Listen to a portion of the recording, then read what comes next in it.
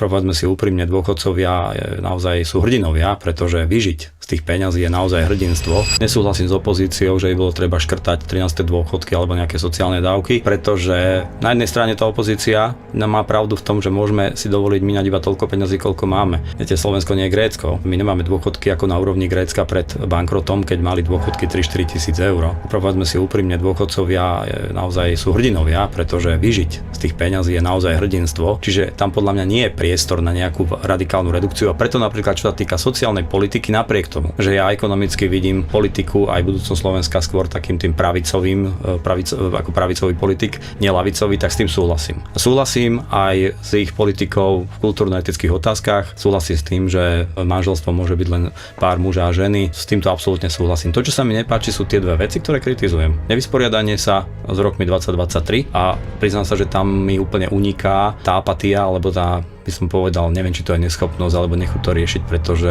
sa obávam, že ich to ešte môže veľmi škaredo dobehnúť.